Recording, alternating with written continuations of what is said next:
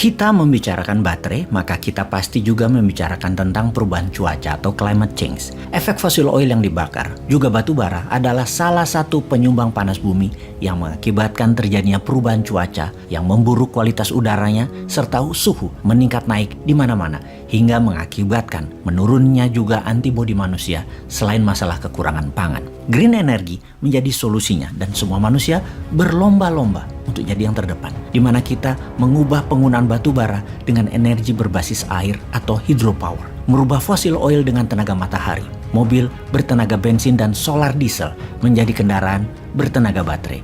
EV atau electrical vehicle dipakai sebagai kendaraan ramah lingkungan, bersih dan bisa didaur ulang, serta sustainable. Kalau melihat propagandanya, apakah benar electrical vehicle yang berbasis baterai itu bersih?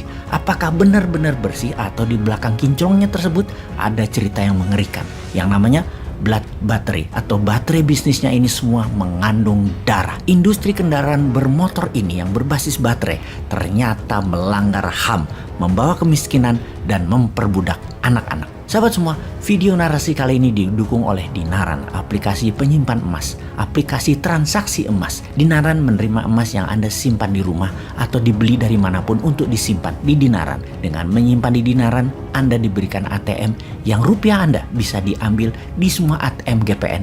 Dan kartu debit tersebut juga bisa dipakai untuk belanja di mesin edisi dimanapun. Ayo, mari kita download aplikasinya. Sekarang kita kembali ke topik kita bahwa kendaraan listrik dikendalikan oleh baterai, di mana Anda sudah mengenal tentunya. Yang jadi pertanyaan, tahukah Anda bagaimana baterai ini dibuat dan dibuat dari apa? Salah satunya dari metal yang sangat jarang tersedia, yaitu lithium atau Li dan kobalt atau Co. Kobalt memberikan kestabilan di baterai tersebut. Kobalt adalah metal berwarna abu kebiruan yang didapat dari batuan keras atau biasa disebut crustal rock. Kobalt punya banyak manfaat, seperti untuk mesin turbin pesawat jet, peralatan tambang, pigmen pewarna kosmetik, juga baterai smartphone yang umumnya adalah lithium iron baterai alias kobalt 50% yang saat ini diproduksi oleh baterai kendaraan atau electronic vehicle, di mana dalam satu baterai kendaraan ini menggunakan 4-30 kg kobalt. Metal ini terdapat di beberapa wilayah bumi seperti di Australia, Kanada, Tiongkok, Afrika Selatan, Indonesia. Tetapi 75% dari kobalt dihasilkan oleh satu negara, yaitu DR Congo atau Democratic Republic of Congo. DR Congo masih penuh dengan kemiskinan, penuh korupsi dan konflik. Namun di bawah tanah Kongo terdapat deposit kobalt terbesar di dunia. Penduduk Kongo 92 juta, di mana lebih dari 2 juta penduduknya bergantung dari pertambangan kobalt. Mereka disebut dengan julukan negosian. Ada dua kelompok besar di Kongo penghasil kobalt ini. Ada perusahaan industri skala besar, ada penambang liar atau artisanal. Skala usahanya kecil namun terbanyak hasilnya. Penambang liar ini tidak ada protokol kesehatan kerja, sangat brutal, saling rebutan wilayah antara sesama penambang. Tidak ada perlindungan hukum di sini.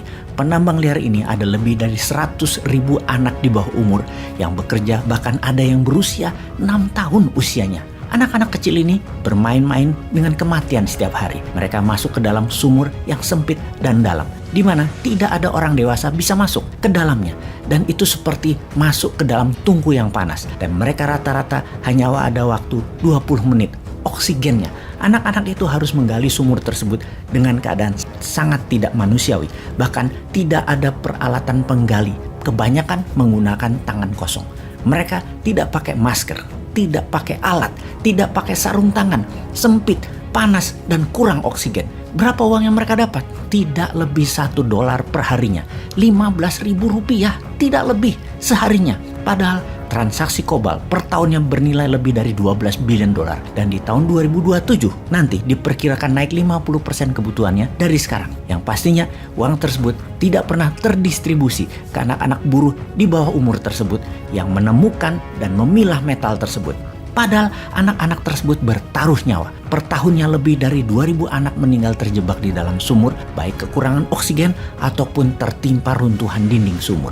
Belum lagi korban kanker paru-paru, infeksi kulit, dan kecelakaan yang menyebabkan cacat tubuh ribuan setiap tahunnya. Dan di tahun 2021 kemarin, sebuah desa di Kongo mengajukan tuntutan hukum menuntut Apple Incorporated juga Tesla bertanggung jawab atas kejadian yang menimpa warganya. Namun tuntutan ini tidak pernah membuahkan hasil apapun. Tuntutan ini dikenal dengan nama John Doe Team 1. Kalau ditanya, mengapa anak-anak ini bekerja di tambang kobalt? Karena mereka ingin keluar dari kemiskinan. Bagi warga Kongo, kobalt adalah pertaruhan yang bisa membuat mereka kaya. Seperti bertaruh koin kripto bagi anak kota. Kobalt kebutuhannya naik 3 kali lipat dalam 10 tahun terakhir, di mana diperkirakan akan naik 3 kali lipat lagi dalam 10 tahun ke depan, dan 90% kebutuhan tersebut didorong karena meningkatnya kendaraan bermotor, kendaraan listrik. Di tahun 2022 ini ada 6,5 juta kendaraan mobil listrik, dan diperkirakan di tahun 2040 ada 65 juta kendaraan, naik 10 kali lipat dalam 2 dekade ke depan. Dalam waktu tersebut, kobalt dibutuhkan naik 585% dari ketersediaannya saat ini. Banyak keluarga di Kongo, para preman warlord dan pejabat korup di Kongo untuk keluar dari kemiskinan. Sungguh, mengirimkan anak kecil mereka ke tambang bukanlah kebutuhan lagi, tapi keharusan. Anak-anak itu bekerja di tambang liar yang tidak ada perlindungan apapun, namun banyak perusahaan besar yang menampung hasil yang mereka buat dengan harga murah. Bagi pengusaha tadi, lebih murah membeli dari penambang liar daripada hasil dari penambang besar.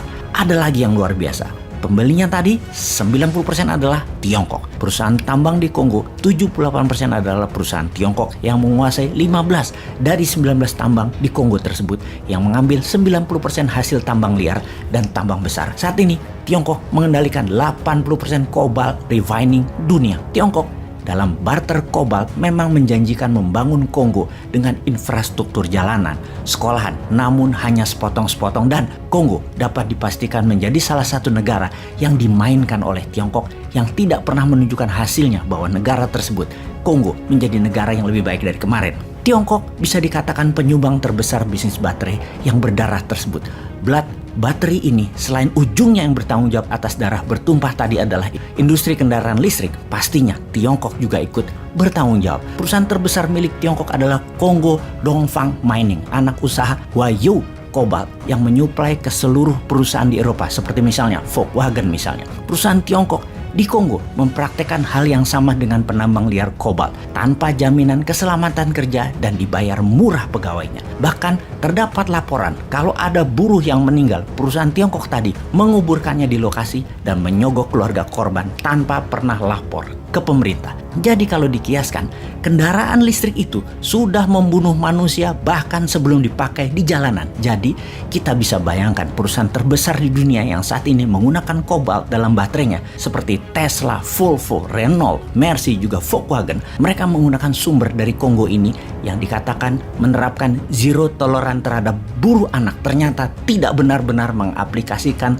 toleransinya tersebut ke buruh anak di tambang kobalt di Kongo. Saat ini Tesla di mana kedepannya berjanji akan menggunakan baterai berbasis LFP, lithium iron phosphate, yang zero kobalt seperti di Tesla Model 3 tipe standar range. Namun Tesla masih tetap membeli kobalt dari Glencore, perusahaan trader metal Switzerland yang merupakan pembeli terbesar dari tambang Tiongkok di Kongo. Tesla beli 6.000 ton kobalt per tahunnya. Jadi kita mulai paham yang katanya baterai ini green energy, ternyata dirty energy, sangat kotor permainannya. Katanya mau membuat climate change lebih baik, tetapi mengapa mengorbankan ribuan anak manusia? Sungguh, baterai selama ini masih pakai kobalt. Dunia masih lama tujuannya untuk membuat dunia lebih bersih. Jadi semoga paham bahwa kobalt itu sesungguhnya sangat jahat dan kedepannya pasti berada di ujung tanduk. Begitu juga nikelnya Indonesia kalau dibuat baterai di ujung tanduk.